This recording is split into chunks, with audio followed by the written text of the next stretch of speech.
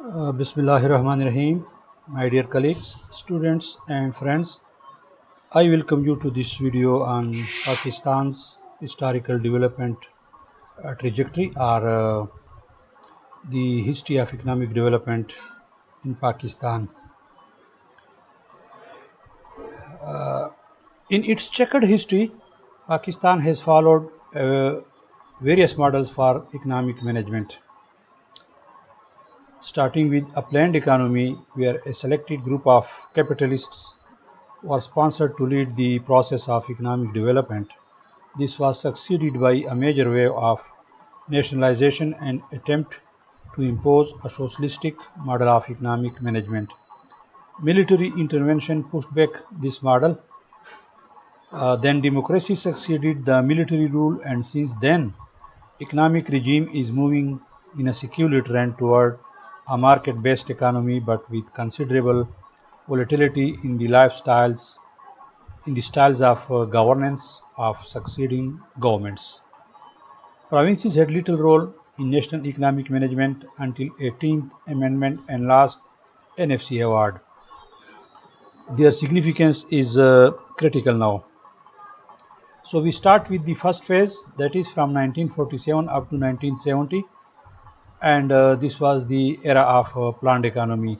As Cold War ally of the United States, receiving considerable military and economic assistance, imported the Harvard Advisory Group, setting up the Planning Commission of Pakistan. During this regime, the framework of five-year plans was formulated and economic management revolved around the plan. Economic controls were widespread and there was rationing of essential commodities. Some of the major achievements achieved during this period included high economic growth of more than 6% per year. There was low rate of inflation. Industrial base was established. Then green evolution in agriculture occurred, and there was enormous urbanization, rural to urban migration, emergence of capitalist class, foreign exchange availability, and so on. But there are no roses without thorns, so this era has also certain major failures, and the failures include uneven development across East and West Pakistan. There was high concentration of wealth among 25 families, mostly belonging to the West Pakistan. Income distribution worsened and disparities within the then West Pakistan were also noticeable. Import substitution was promoted at the expense of exports, so inward-looking policy was used rather than outward-looking policy or export promotion. Unfettered support to USA comprised non-aligned status. The second era was that of nationalization and socialism, and that spread around 1970 to 1977. Reactionary forces pushed back the policies of planning and state-sponsored capitalism. Massive nationalization of major industries and banking and financial sector took place during this period. A gigantic public sector came into existence, controlling nearly all major economic assets in the country. Economic values were transformed, with the capitalists held in low esteem. Some of the major achievements that were achieved during this period included correction of anti-export bias through a major devaluation of rupee, leading to export surplus after Korean War in 1951-52. Basic industries were also established in the country, and labor capitalist relations were also balanced. And Middle East policy and their generous support helped remove the USA label. Nuclear power program initiated during this period. There were also certain major failures in this period of time, and that was overstretched nationalization without adequate preparation. There was disruption of industrial peace and discouragement of capitalists. There was shocking devaluation and high inflation in the country, and there was improved income distribution that was marred by high inflation. Then there was a mixed economy, that is public-private sector partnership, and this era ranged between 1977 to 1988. So, as a reaction to nationalization, socialism was also fierce. Marshall government didn't undo nationalization but leveraged the public sector for political patronage and for tightening the stranglehold on power. Five-year plan was back and economic controls continue. US support was also revived. Private sector was gradually given space to play its role. Major achievements of this period were economic growth that was revived and inflation was low. Private sector was gradually inducted back into the economic development. Industrial sector was also revived. Agriculture pricing was improved through small steps toward deregulation. Foreign exchange constraint was removed. There were also certain major failures. The initial promise to return and denationalize the industries and financial and banking assets was not honored. Rather, a more organized and strengthened system of public enterprises was established. The gigantic public sector was used as a source of political power and patronage. Efficiency of public enterprises was not monitored and they became a source of economic distortion. This was the fourth period of economic management in Pakistan, and that was titled as market economy and crony capitalism 1, that is political instability. Symington and Pressler amendments brought an end to US financial support to Pakistan. The period coincided with the fall of Berlin Wall and end of Cold War. Wave of globalization swept through the emerging markets. The decade was shaped by political instability, economic mismanagement, drying up of foreign flows, and mixing of public and private interests. Start of IMF program on regular basis. Some of the major achievements included space was created for private sector and their role, and privatization process was initiated in a number of industries and banks were divested. Broad-based reforms were implemented to create enabling environment for encouraging enhanced private investment. A large number of controls were removed, such as investment, licensing, and import permits. High walls of tariffs were removed, and trade taxes common to local production and imports were introduced. Sporadic fund programs enabled a market-based transformation. Board of Investment was established to promote investment. Tax regime was transformed with income and sales tax becoming more important revenue spinners, overtaking by a significant margin excise and customs duties. This era also opened traditional sectors such as power and highways for private investment.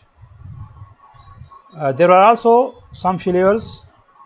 Inconsistent policies, political instability fueled by rapid changes in government failed to inspire investors' confidence. Economic growth suffered and inflationary pressure mounted. Fund programs were routinely abandoned midstream. Macroeconomic instability became the norm, and frequent rush to IMF became necessary. Questions of public property, public proprietary among the key public office holder was new phenomenon that further undermined economic environment. Reforms process was sporadic and patchy. Then we had market economy and crony capitalism too, with military rule, and there was economic stability. And this period of time ranged between 1999 and 2008. Political instability led to another military intervention by Musharraf. Economic governance improved significantly, and after 9/11, resource availability was enhanced. Growth and price stability were revived, and key reforms were implemented. War on terror soon started shaping the economic and political discourse, imposing a very high cost on the economy. There were certain achievements that were achieved during this period of time, and that included political stability and private sector friendly policies spurred domestic and foreign investments. Economic growth was high and inflation was low. Foreign reserves aided by American support were highest at the time. Banks were privatized and performance improved markedly. Partial debt retirement of expensive debt made. Um, some of the major failures during this period included the following. Toward the end of its tenure, the military government became complacent and its focus on economy was distracted. There was judicial crisis. The fragility of the model was visible on the face of global financial crisis and exceptional increase in oil prices. As there was a meltdown and new government shifted the blame on the military government. Around the time of its departure, much of the reserves were depleted and there were even rumors of lockers, seizures and freezing of foreign currency accounts. The stock market had to be suspended for more than 3 months.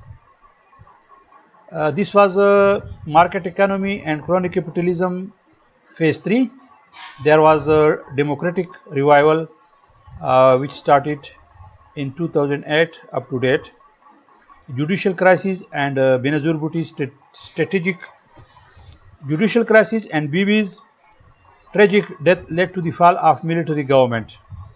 Democracy was revived and the next coalition government of Pakistan's People Party completed its 5-year terms.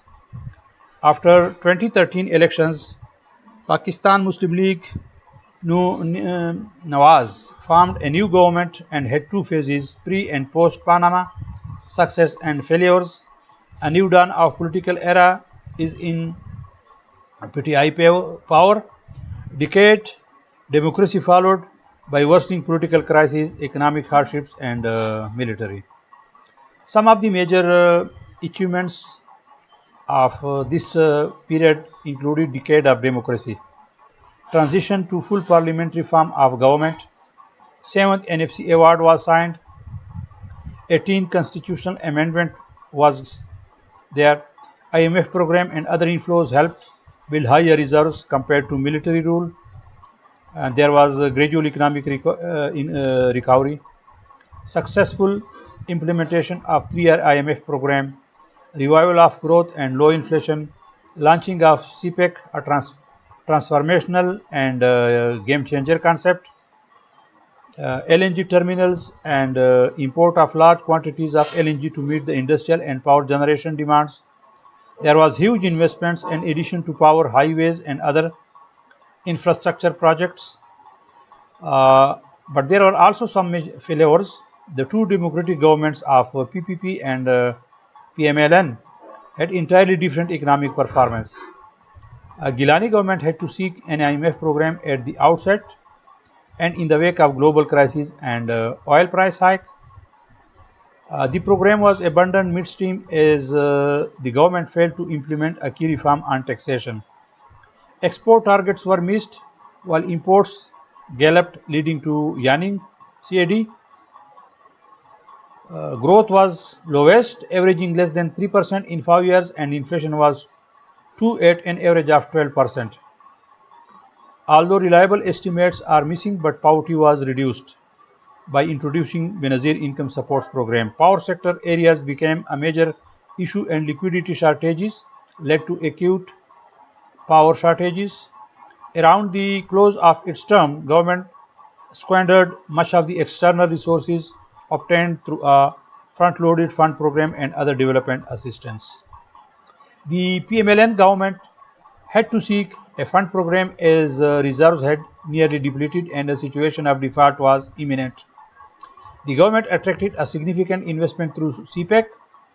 During the program period, the government adhered to reforms diligently, but thereafter it abandoned the gods and went on to spending a spree and poor collections. The problem of power sector areas resurfaced and outstanding circular debt was as high as it was in 2013. The PTI regime inherited a difficult economic situation but ended up worsening the situation despite posting 6% GDP growth. The confusion regarding its economic policy wasted nearly 1 year after the government. It overly slowed down the economy so much that a recession started knocking on our doorsteps. Political turmoil worsened, as did economic landscape, leading to replacement of the government, only to witness a further worsening of the economic crisis that continues to this day. Economic planning through various decades. The era of 1947 to 53, there was economic coordination. Then planning board from 1953 to 58. Then there was centralized planning. Then disruptions in planning process. There was revival of planning process between 1981 up to 88. Then there was structural adjustment programs spanning from 1988 to 99.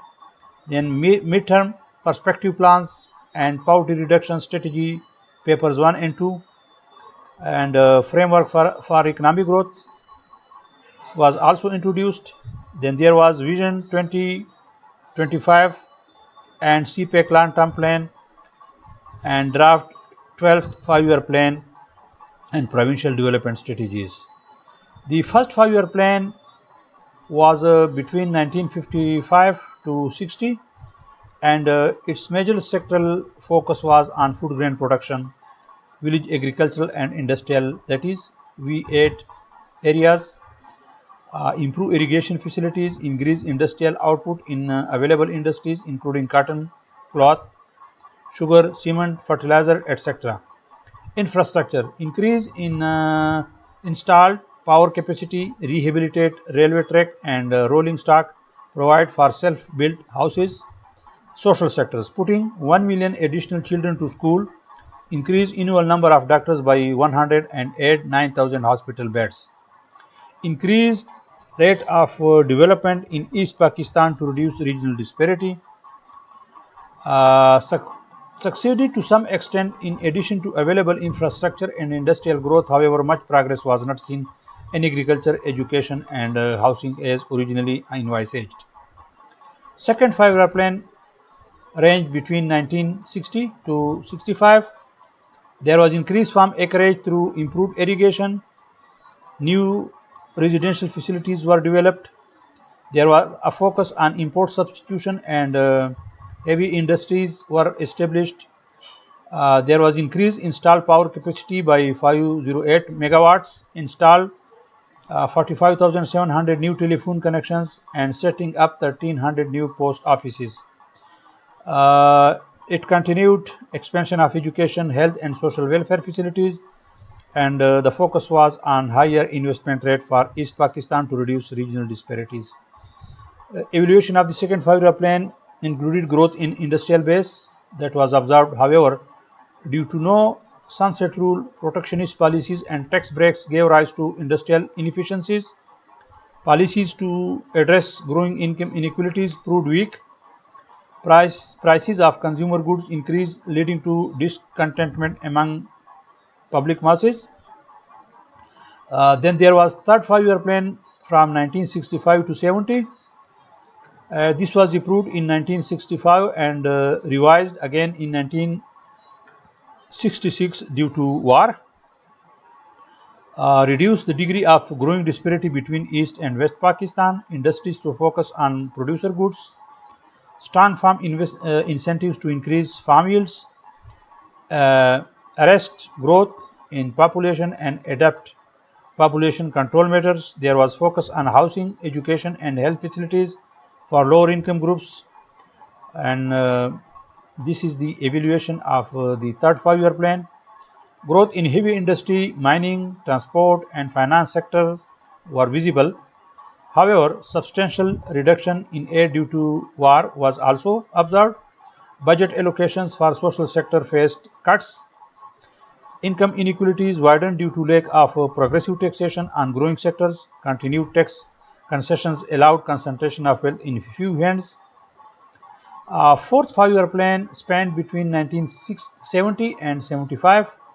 There was focus on social justice to reduce disparity in per capita income between various regions, to undertake flood control program in East Pakistan, improve communication facilities between two wings of the country, launch urban works program, promote low cost housing, water and power sector, received highest public investment. There was self-reliance in defense-oriented industries, industrial machinery, transport equipment, and intermediate products.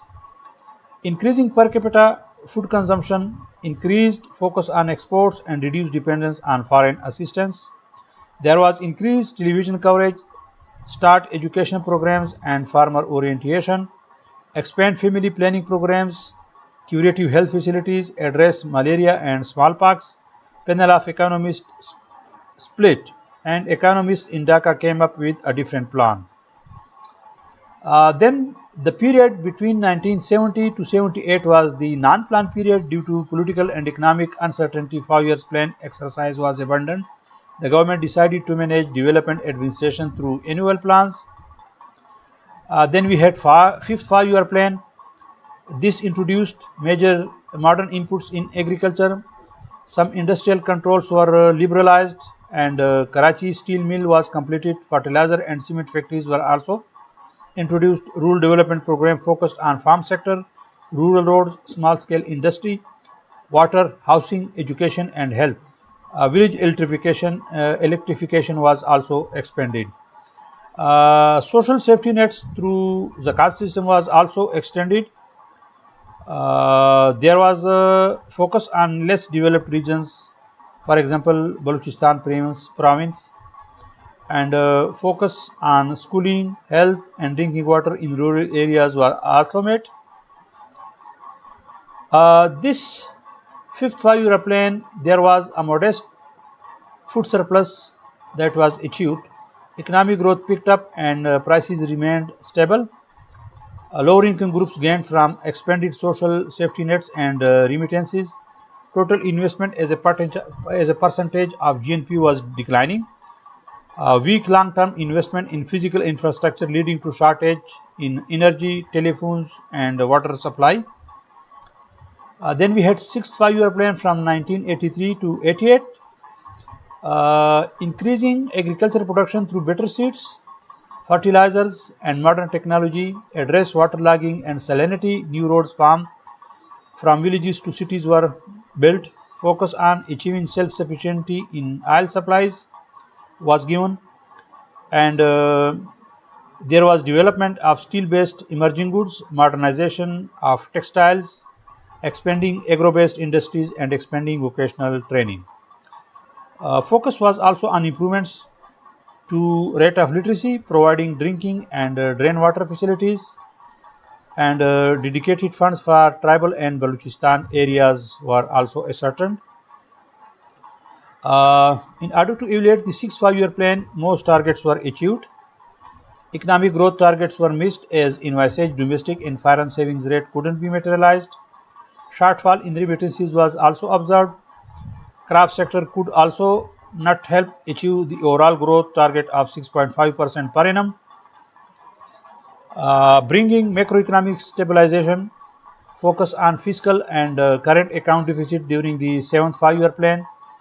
A focus on agriculture and industrial development remained, aimed at addressing gaps in the past plans. Explicit focus on women development, addressing inequalities in access to education and health. A focus on opening up of markets, privatization, deregulation and liberalization. Social action program and Tamir-e-Watan program launched. To evaluate 7th 5-year plan, overall performance was satisfactory with average economic growth rate of 5% per annum. Self-reliance envisaged in wheat, edible oils, iron ore, crude oil didn't show much improvements. Plan targets were disrupted due to delay in settlement of Afghan war issues, political uncertainties, civil disturbances in 1989 to 90, floods of 1988-89 and 1992-93. 8th 5-year plan expanded. This ranged between the year 1993 and 98.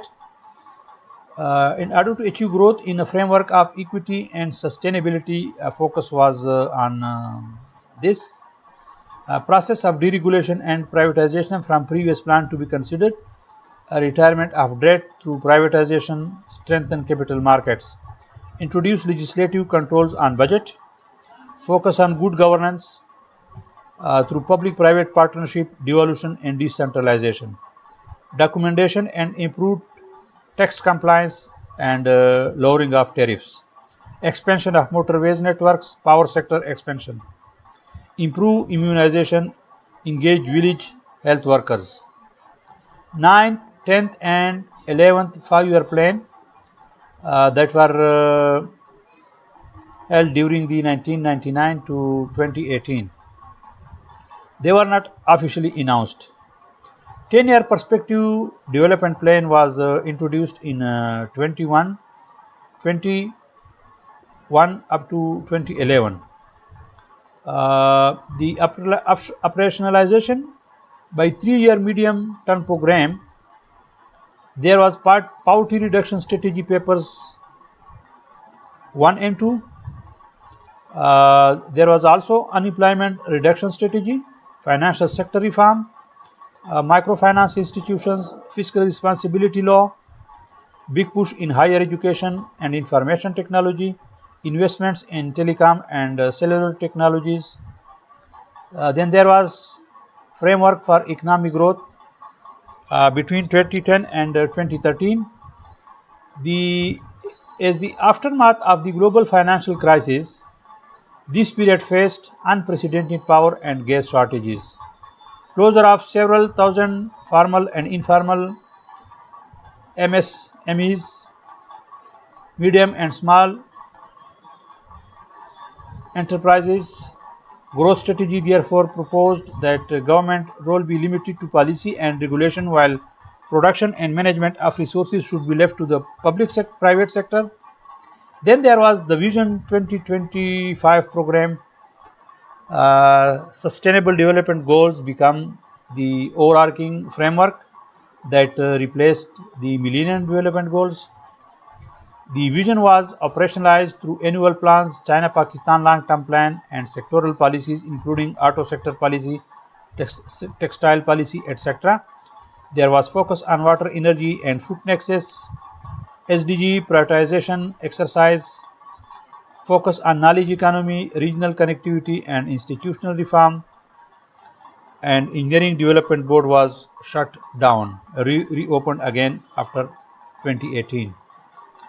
Guiding document after 2018, 12th 5-year plan under formulation, strategic trade policy framework 2020 to 2025, national SME policy 2021, IMF staff report provides some direction, SWIFT in place, and authority and sanction of powers. So we had various forums and their chairpersons and section of powers, you can see in this figure. Then we also have 7 sins of planners that was defined by Mahbubul Haq in 1973, and these 7 sins of planners included number of games, excessive control, investment quality, development fashions between planning and implementation, growth without justice, and neglect of human resources. Ladies and gentlemen, this was a brief introduction to the history of economic development and economic management that occurred in Pakistan since 1947 till today. I hope this was quite informative and you enjoyed this presentation. If you haven't yet subscribed to this channel, kindly subscribe to the channel and don't forget to click on the bell icon so that you can get timely notification about my other videos that I'll upload for you. Thanks for watching. See you in another video.